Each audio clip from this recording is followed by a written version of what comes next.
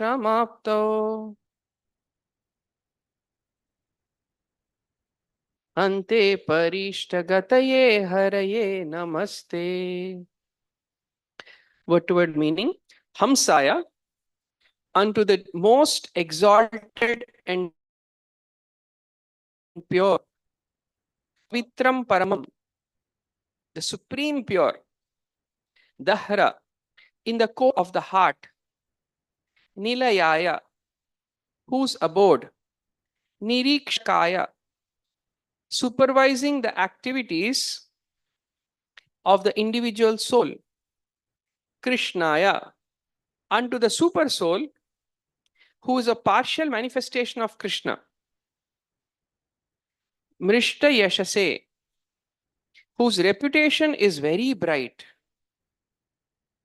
Nirupakramaya, who has no beginning, Sat Samgrahaya, understood only by pure devotees, Bhavapantha Nija Ashrama Aptau, being obtainment of the shelter of Krishna for persons within this material world. Ante, at the ultimate end, Parishtagataye, unto him who is the ultimate goal, the highest success of life, Haraye, unto the Supreme Personality of Godhead. Namaha, respectful obeisances. Te, unto you. Translation purport by Divine Grace A.C. Bhaktivedanta Swami Srila Prabhupada. Translation: O Lord, O Supreme Pure, you live within the core of everyone's heart and observe all the desires and activities of the conditioned souls. O Supreme Personality of Godhead known as Lord Krishna, your reputation is bright and illuminating. You have no beginning, for you are the beginning of everything. This is understood by pure devotees because you are easily accessible to the pure and truthful. When the conditioned souls are liberated and sheltered at your lotus feet, after roving throughout the material world for many millions of years, they attain the highest success of life. Therefore, O Lord, O Supreme Personality of Godhead, we offer our respectful obeisances at your lotus feet. Purport: the demigods certainly wanted Lord Vishnu to relieve their anxiety, but now they directly approach Lord Krishna. For although there is no difference between Lord Krishna and Lord Vishnu, Krishna descends to this planet in his Vasudeva feature for the purpose of Pavitranaya Sadhunam Vinashaya Cha Dushkritam, protecting his devotees and annihilating the miscreants. Demons or atheists always disturb the demigods or devotees, and therefore Krishna descends to punish the atheists and demons and fulfill the desire of his devotees. Krishna, being the original cause of everything, is the supreme person, above even Vishnu and Narayana, although there is no difference between these different forms of the Lord. As explained in Brahma Samhita, Deepa chireva hi dashantaramabhyupetya Deepayate vivarta hetu samana dharma Yattagrageva cha vishnutaya vibhati Govindamadi purusham tamaham bhajami. Krishna expands himself as Vishnu the way a bright candle kindles another. Although there is no difference between the power of one candle and another, Krishna is compared to the original candle. The word Mrishta Yashase is significant herein because Krishna is always famous for relieving his devotee from danger. A devotee who has sacrificed everything for the service of Krishna and whose only source of relief is the Lord is known as Akinchana. As expressed in the prayers offered by Queen Kunti, the Lord is Akinchana Vitta, the property of such a devotee. Those who are liberated from the bondage of conditioned life are elevated to the spiritual world where they achieve 5 kinds of liberation: Sayujya, Salokya, Sarupya, Srashti, and Samipya. They personally associate with the Lord in 5 mellows: Shanta, Dasya, Sakya, Vatsalya, and Madhurya. These rasas are all emanations from Krishna. As described by Vishnu Chakravarti Thakur, the original mellow Adi Rasa is conjugal love. Krishna is the origin of pure and spiritual conjugal love. Om Ajnanattimirandhasya Jnananjanashalakaya Chakshurunmilitam Yena Tasmai Shri Gurave Namaha. Namo Vishnupadaya Krishna Pristhaya Bhutale Srimate Bhaktivedanta Swamin iti namine. Namaste Saraswate Deve Gauravani Pracharine Nirvishesha Shunyavadi Paschatya Deshattarine Vancha Kalpa Tarurbhyascha Kripa Sindhubhya Evacha Patitanam Pavanebhyo Vaishnavebhyo Namo Namaha. Jaya Sri Krishna Chaitanya Prabhu Nityananda Shri Advaita Gadadhara Shivas Adi Gaura Bhakta Vrinda. Hare Krishna Krishna Krishna Hare Hare, Hare Rama Rama Rama Hare Hare.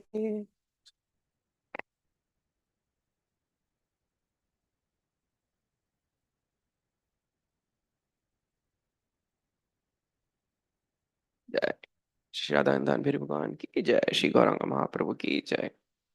So we are in the middle of a very exciting pastime, the entire story of Vritrasur, and a fairly long chapter, this one.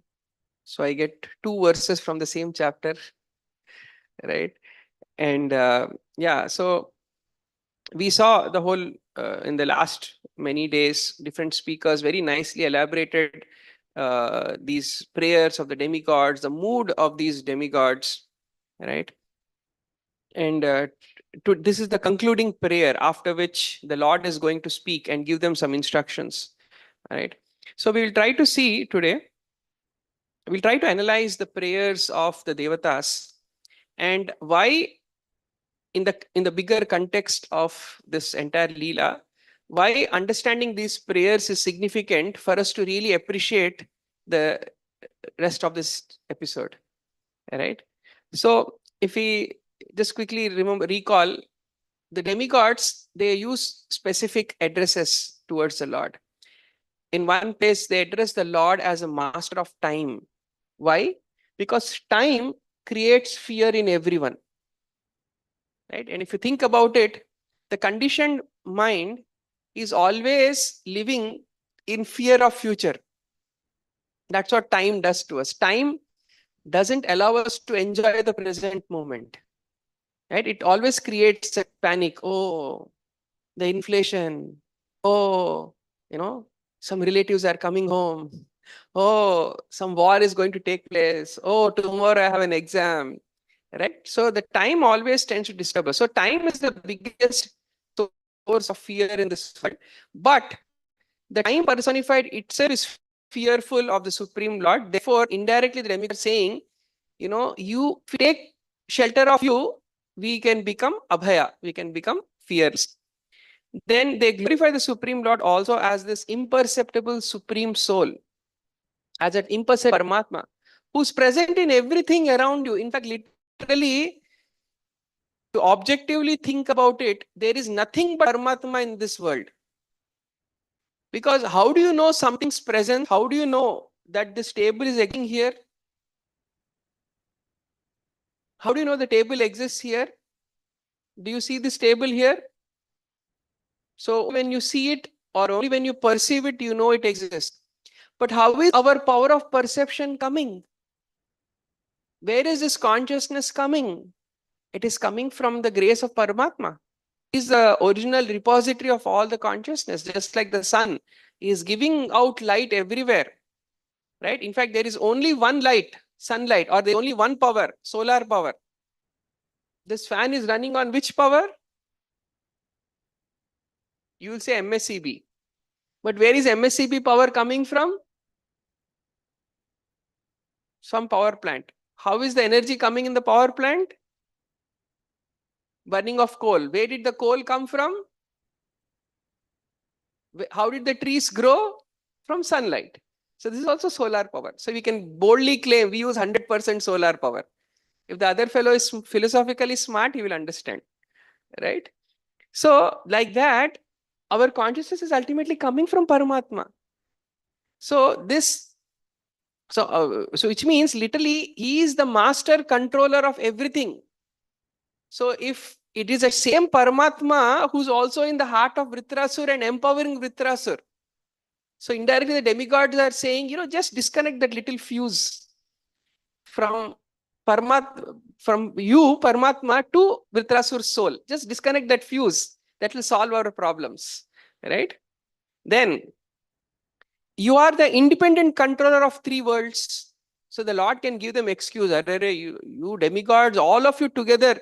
Finally, who are the demigods? They are the limbs of the Lord. If the limbs together cannot accomplish something, what can I accomplish?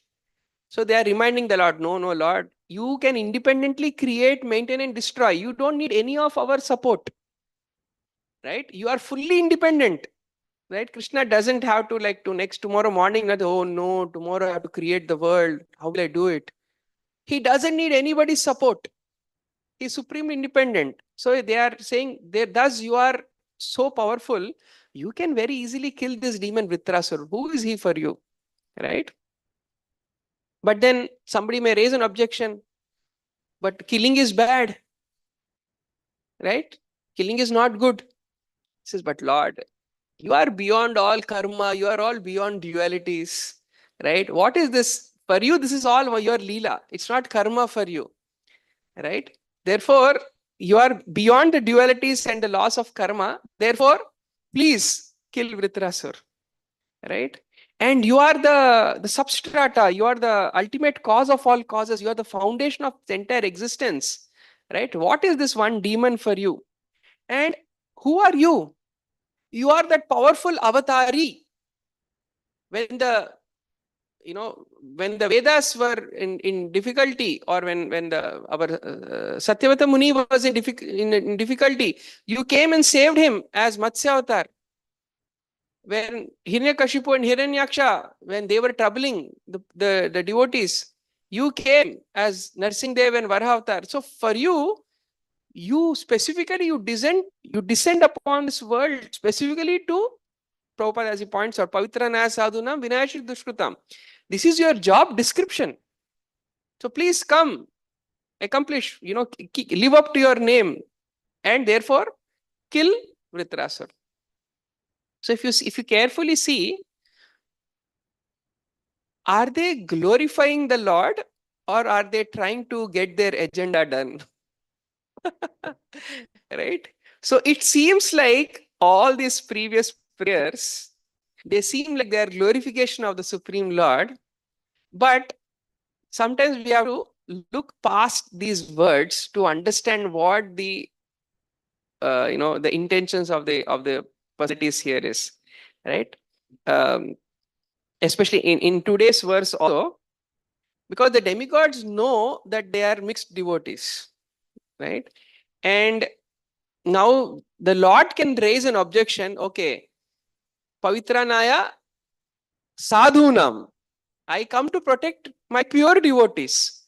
So he may raise a clause like this. So immediately in today's prayer, the demigods are indirectly saying, Lord, where do you reside? You are Dahara Nilayaya. You reside in the deepest core of everyone's heart, right? Which is the most impure in your case. But yet, you do not get contaminated by the evil in our heart. Why? Because you are Hamsaya. You are supremely pure. And what is the uniqueness of a Hamsa, a swan? If you give it something impure or something pure mixed with, that's why they are mixed devotees, right? It is not that the Devatas didn't have devotion in their heart. They have some devotion for Krishna, but their devotion for themselves is more than that for Krishna, right? So it's something we'll talk about a little later in today's class. So right now our devotion is mixed with our ego, but you are a swan. So when you give swan milk combined with water, it very expertly just takes the milk and leaves away the impure water behind. So likewise, you are residing in our dirty heart. You take whatever little tinge of pure devotion that you sensed in those previous prayers, you take that. Even though very clearly our agenda is kill Vritrasur and give us our kingdom back, give us our comforts back, give us our luxury back, right? Even though that was our agenda, you take, leave out all the impure things, right? And like that, and you are nirikshakaya. Without your intervention and supervision, nothing is possible. Not a blade of grass moves without the will of the Lord, right? So kindly, please intervene now. And now, if you see, the Lord, he takes up to different moods, right? Prabhupada in this purport is talking about Vishnu and Krishna. Now, Lord Vishnu, what is he doing all the time? He's chilling out. He's always in his yoga nidra, right? But what is Krishna doing all the time? Always, he's very active. Of course, both are active in a transcendental way, but Vishnu is active in yoga nidra. Krishna is active in his engaging with his yoga maya, in his leelas, right?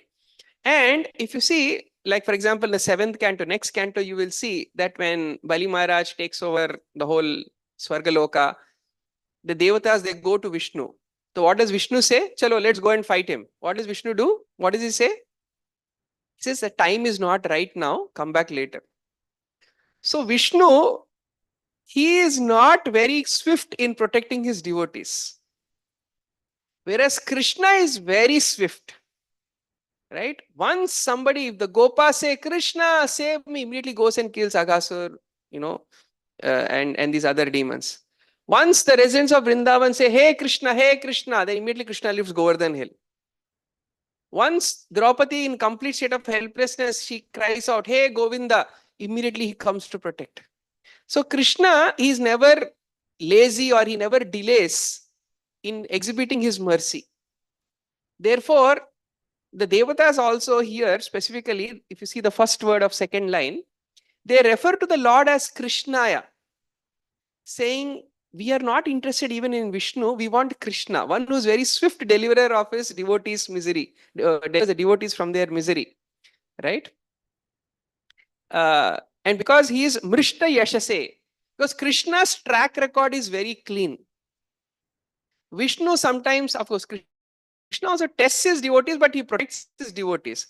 But Vishnu sometimes lets karma and daiva take the course, but he doesn't intervene, right? Because to a certain extent, Vishnu is also a little bit dharma parayan, but Krishna is prema parayan.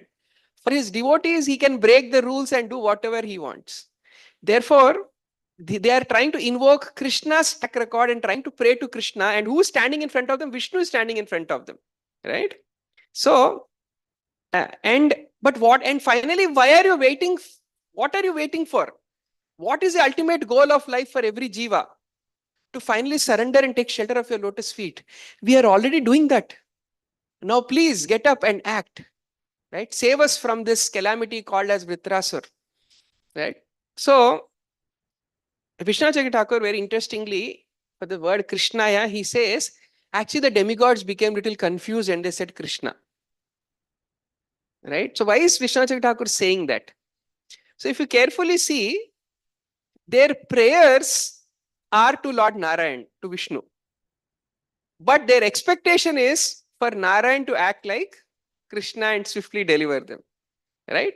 So this is the confusion in the mind of a mixed devotee like Indra and all the other devatas.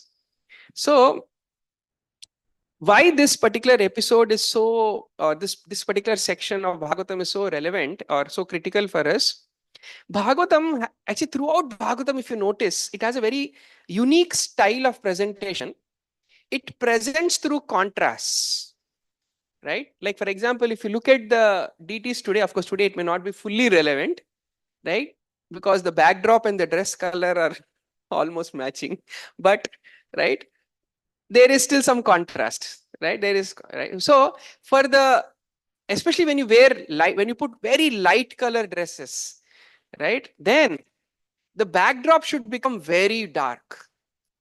Then the contrast looks very nice, right? Because the whiteness of white becomes very bright when it is in the in front, in the backdrop of a dark color. So Bhagavatam, if you see carefully, you will see always this little contrast being demonstrated. In this chapter, you are studying the demigod's prayers. Just wait till next chapter, you will hear Vritrasur's prayers. And when you see the contrast, you will realize, oh, these are prayers of mixed devotees, and this is how pure devotees pray. Right?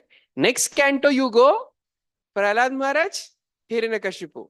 Another big contrast. Next chapter you go, Bali Maharaj, Indra, another contrast. So throughout Bhagavatam, you'll always see there always characters are presented in a contrast so that the pure devotees can be very nicely glorified. So when you see, if you just compare a contrast, we are just little jumping the gun and see what it is. Vitrasur, if you see his prayers, what he does, he condemns material opulence. What the devatas are aspiring. He says they are simply hurdles for, because if you keep gaining material opulence, what will happen? It will simply increase enmity. People will become envious when you become materially prosperous, right? Or to maintain that prosperity, your anxiety will increase, right? So if you don't have material opulence, you are hankering for it. If you have it, you are now anxious to protect it, right? Constant mental agitation, and you will end up finally becoming proud and negligent. Or then he says, but my Lord, forget about all that.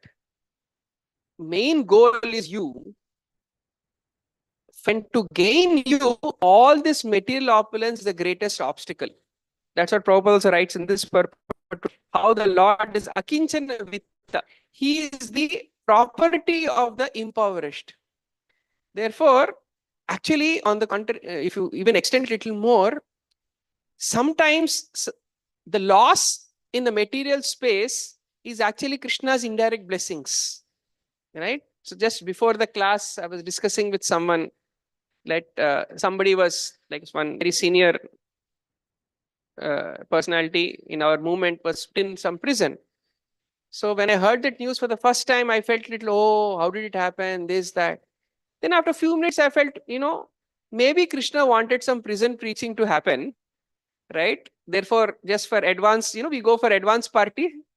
So Krishna sent this devotee to do some advance parties, recce visit, so that, you see how is the, prison preaching opportunities in Russia. So it happened in Russia, apparently, like that. So the material loss actually is Lord's mercy, right? Then Vritrasu then says, then what is the greatest wealth? Material wealth is not the real wealth. What is the greatest wealth then? Guess what is the greatest wealth? Spiritual life.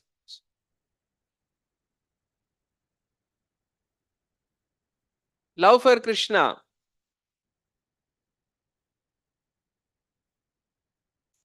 See, Prabhuji's ticket back to Godhead is confirmed.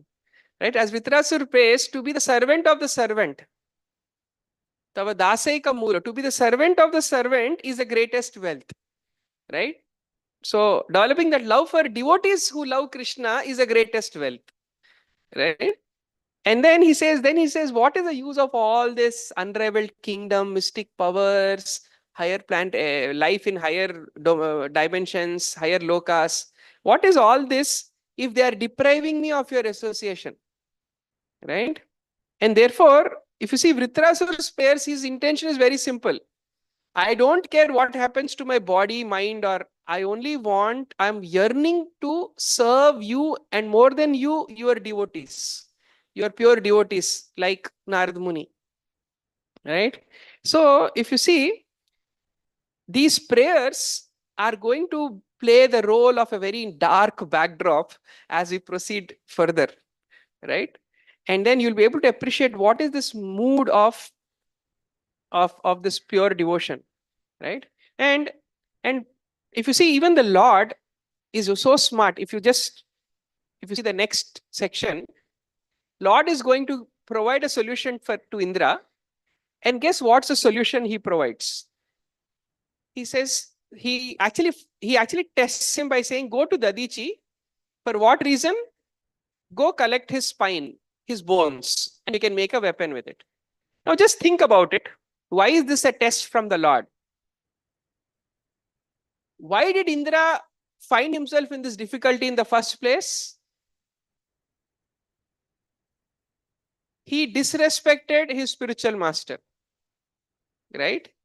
And he killed Vishwarupa. So by offending a Brahmana, offending a devotee, he got into difficulty. And what is the suggestion Lord gave? Go kill one more Brahmana. To collect bones means what? It's a very polite way of saying kill him and take his bones. Right? Dadiji didn't survive after he gave his bones to Indra.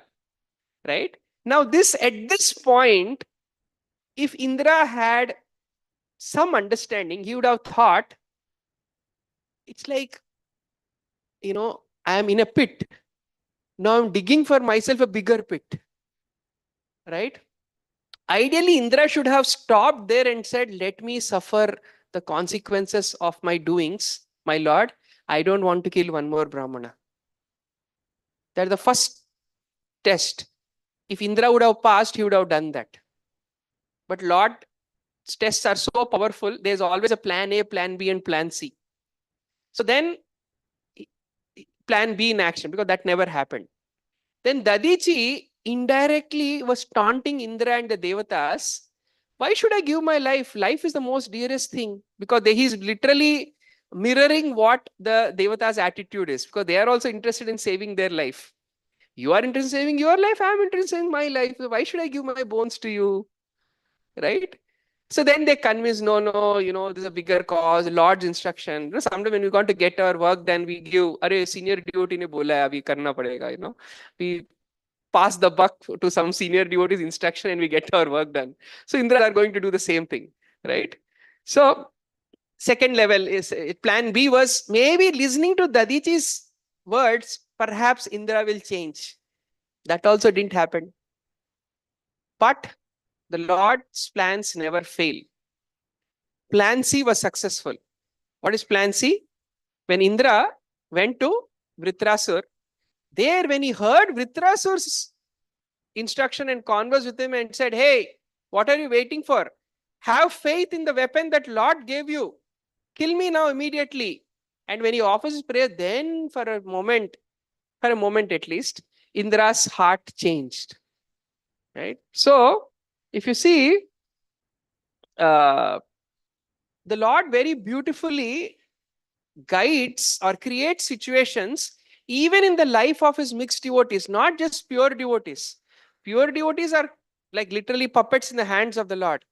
But even in the life of mixed devotees, Krishna intervenes and constantly gives them opportunities to turn to the side of pure devotion. This is the important theme from Bhagavatam, because Bhagavatam is only a book of pure devotion. Right? So how the Lord intervenes in the life of such mixed devotees, right? So we saw one who is not a devotee like Ajamil, how he intervened, we saw the first 3 chapters. Then how he is going to intervene in the life of a mixed devotee like Indra, we are going to see in this chapter. And how he is going to intervene in the life of pure devotee like Vritrasur, Chitraketu, we are going to see subsequently. Right? So beautifully. So what is this mixed devotion, pure devotion? Right?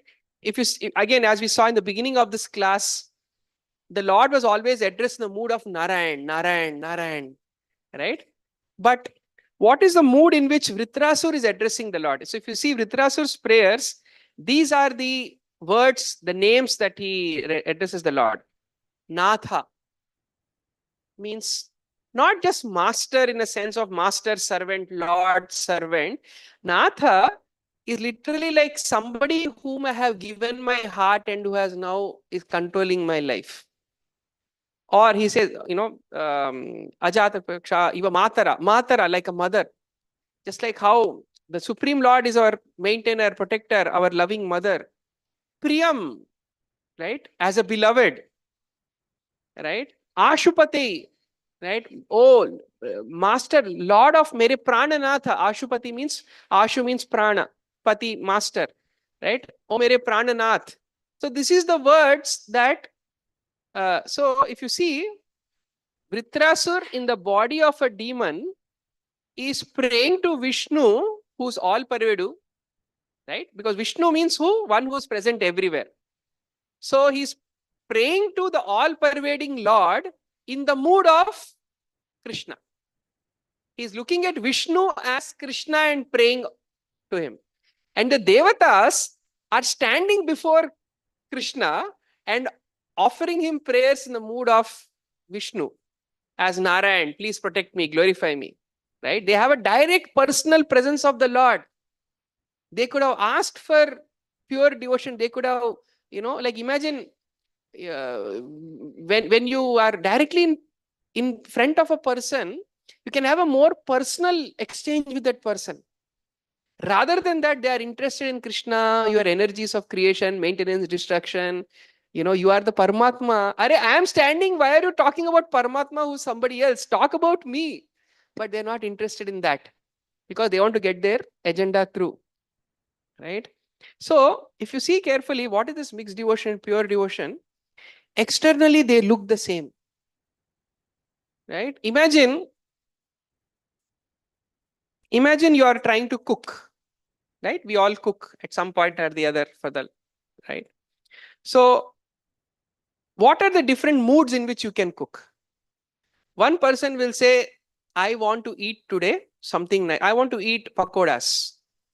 Right? So, let me cook pakoras and eat. So, what is the goal there? I want to satiate my hunger. I am feeling something lacking in me. Therefore, I want to fulfill myself. Right? That is the materialistic attitude. Right? Second, slightly better is thinking, oh, every day out of a sense of duty, I have to cook in my house. This is the niyam that I have created for myself. Right? So come what may, at this time, I will go to the kitchen and start cooking.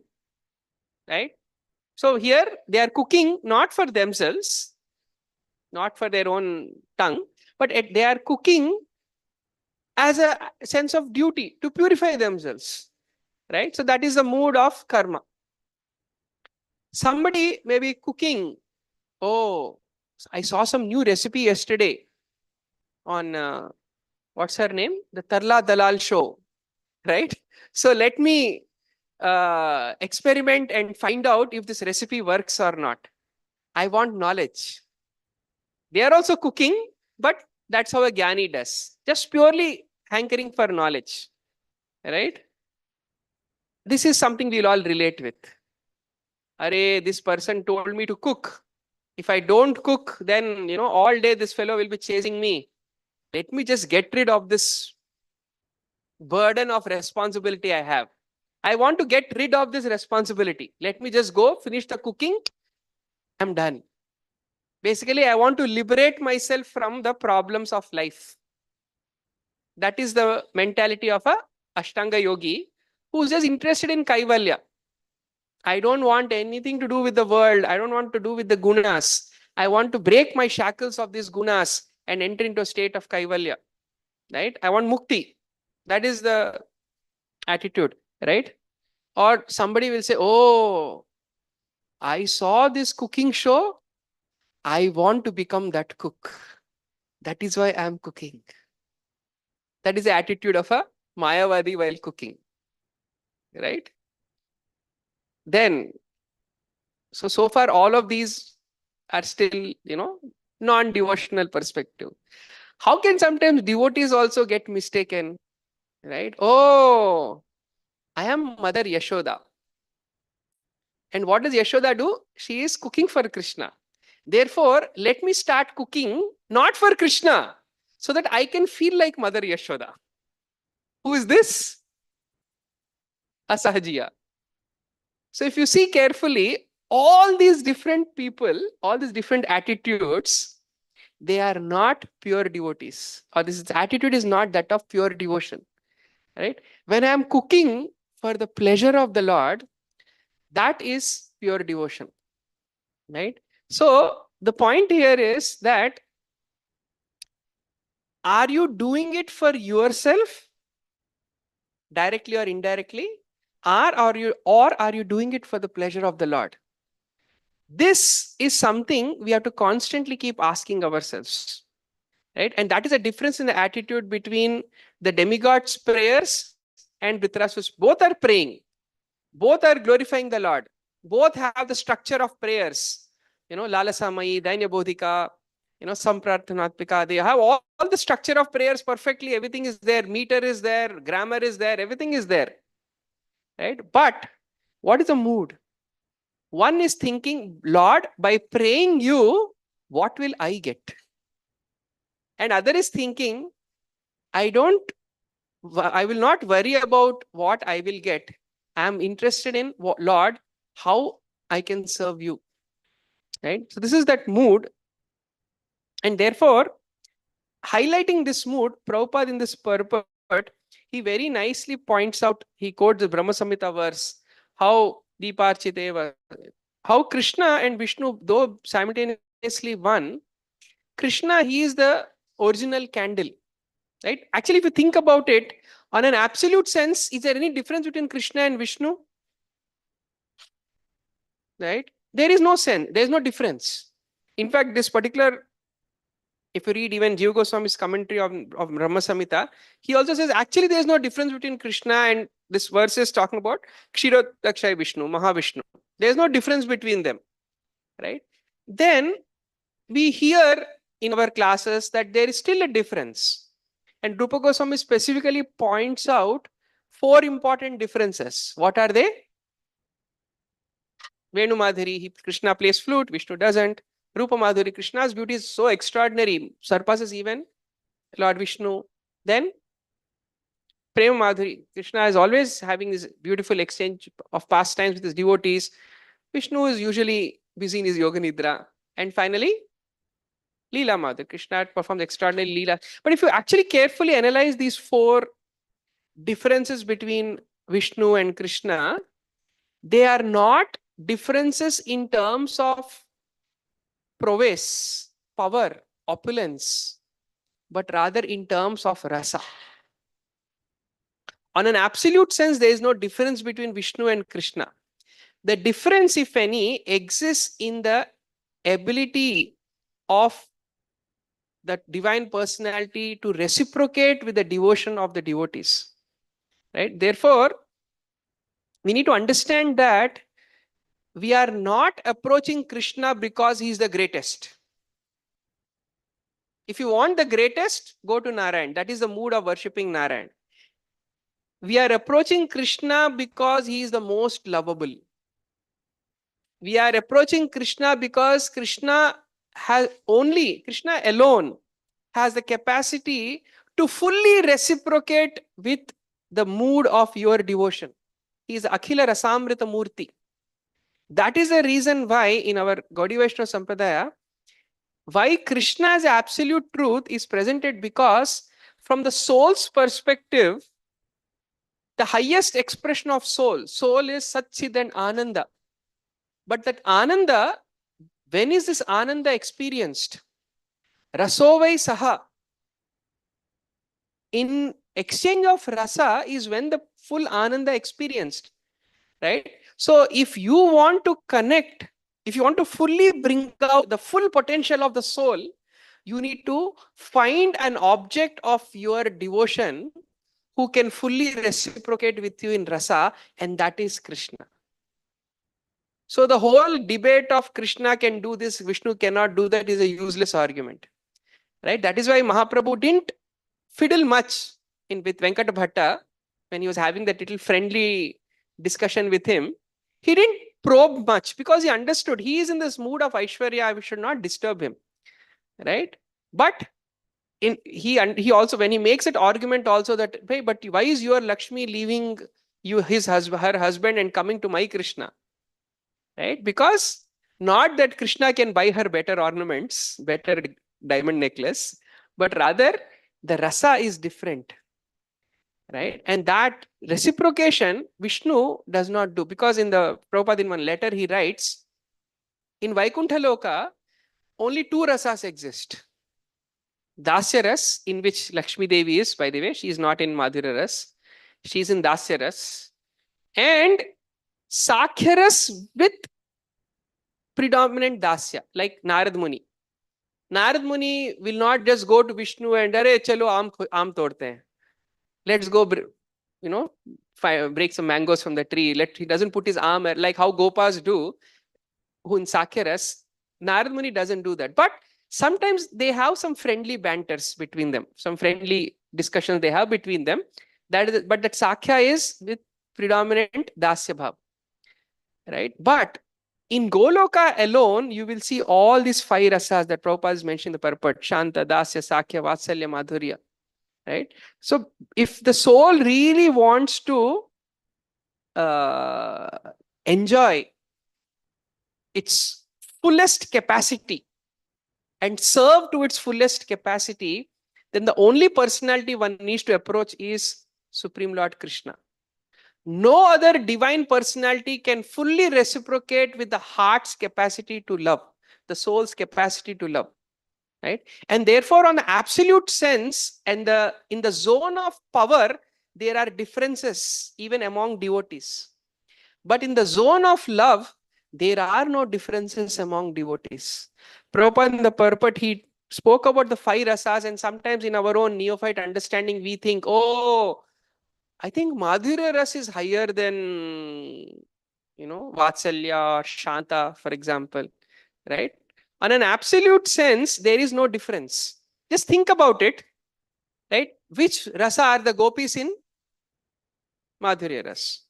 Which rasa is Krishna's flute?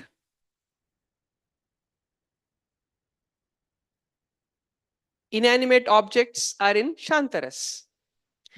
But yet, the gopis sometimes exhibit little competition and even envy, transcendental envy with Krishna's flute. Does it make sense? How can a Madhurya Ras Bhakta be envious of a Shantaras Bhakta? Because that competition they feel is not envy in the material world, but it's about who is giving more pleasure to Krishna. We can only give pleasure to Krishna sometimes, maybe in seclusion. But look at this flute. In public, it is giving pleasure to Krishna. How unfortunate we are. We can't serve Krishna like that. Right? But the flute is always able to serve Krishna. Therefore, they feel we are so less. The Madhurya Bhav Bhakta, the highest devotees are feeling we are inferior to this piece of bamboo, inanimate piece of bamboo. How do you understand this? Because in absolute sense, their center is not how much I am serving, but how much pleasure Krishna is getting. This is the mood of pure devotion. Right? Who is Madhavendra Puri? A tree, Shantaras. Right? But who are the acharyas in our tradition? Who is Chaitanya Mahaprabhu? Krishna himself. Who is Rupa Goswami? Who is Sanatan Goswami? Who is Nityananda Prabhu? Entire spiritual world is praying to one tree, a Shantaras Bhakta. Why? Because that tree can serve Radha and Krishna in a way nobody else can serve. Now tell me, which is better, Madhurya Ras or Shantaras? If Krishna wants Madhurya Ras is better. If Krishna wants Shantaras is better. Right? The point is, Krishna is the center.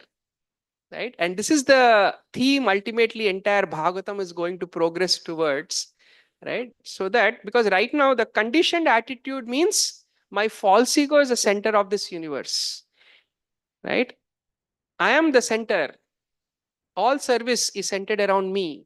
The goal of everybody's life is to give me pleasure and please my senses. Right? Aham sarvasya prabhavo, matah sarvam pravartate. And the wise who know this, they are the intelligent souls in this world. That is our Bhagavad Gita or Ahankara Gita, right? But when we transition from Ahankara Gita to Bhagavad Gita, right, that is when the journey of the soul begins. Now, at this point, many of us may feel little discouraged and even disappointed that, oh, this is the standard of Bhagavatam. This is the standard of pure devotion. Then no chance I will ever become a pure devotee, right? Sometimes people may become hopeless, right? But the point is, there is nothing wrong with mixed devotion. Just don't normalize it. What do I mean by normalizing it? Chalta hai. I am like this only. Right? Sometimes under the guise of being practical. Come on, Prabhu, be practical. You are not Haridas Thakur to sit and chant all day. Sometimes it's okay. You don't have to chant. Like, Haridas Thakur, he did not eat even a morsel of food until he finished his rounds. You are not Haridas Thakur, right? Or sometimes, under the guy, you are not from India. You don't have to follow these standards. Hey, you are not a brahmachari, you are a grihastha. Brahmacharis need to follow all those standards. Grihasthas, sometimes. Or sometimes, hey, you are a brahmachari. You should not be in management. You should not do this. This is all the work of grihasthas. Sometimes the mind very perfectly gives excuses not to raise the bar of our standard of devotion. Right? This is what I mean by normalizing our standard. So, sustainable spiritual practice means two things. Accept where you are and acknowledge where you need to go.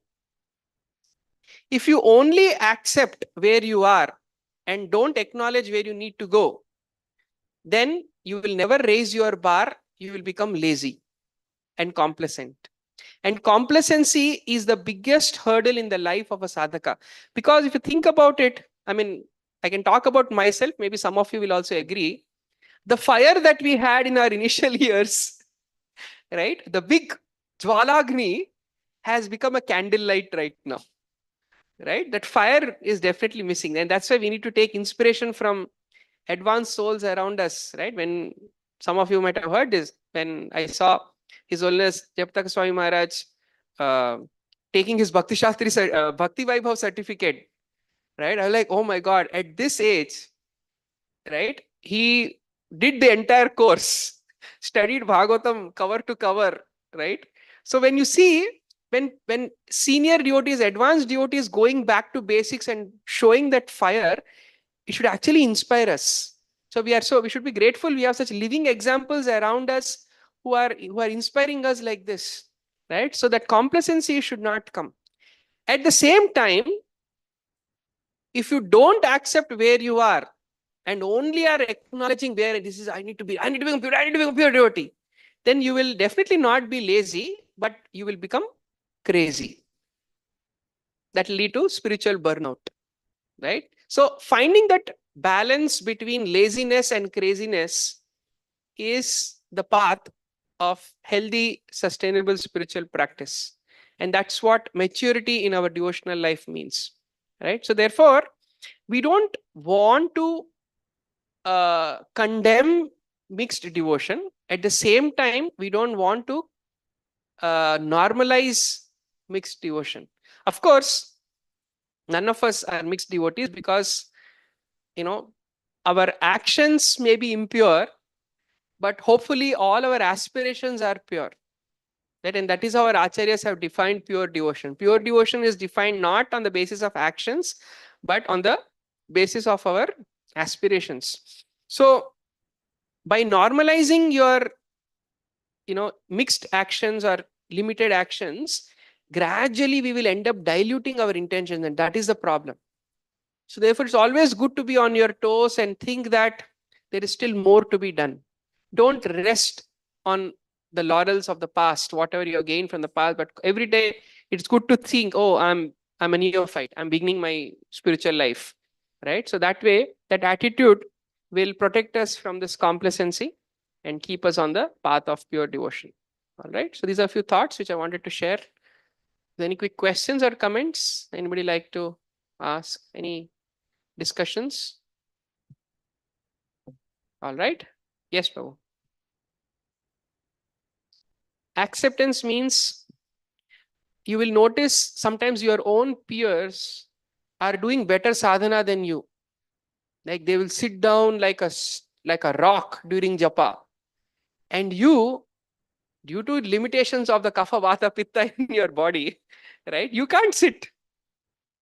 Now seeing that person is so good, rather than becoming discouraged, accept that this is a limitation. After 30 minutes I may have to sit on a chair, or maybe after 1 hour I may have to walk, but I aspire to be like that devotee someday. Normalizing means anyway I have to sit and walk. From the first minute itself, let me start walking without even making an attempt, right? That is normalizing. So accepting means just fully embracing your limitations and learning to channelize your limitations in Krishna's service rather than looking at them as an obstacle, right? Limitations are not bad, right? Everybody has certain limitations. You just have to figure out what is the my suitable path, right? Like that's what acceptance means. All right, we'll end here. Grantraj Srimad Bhagavatam ki jai. Shri Prabhupada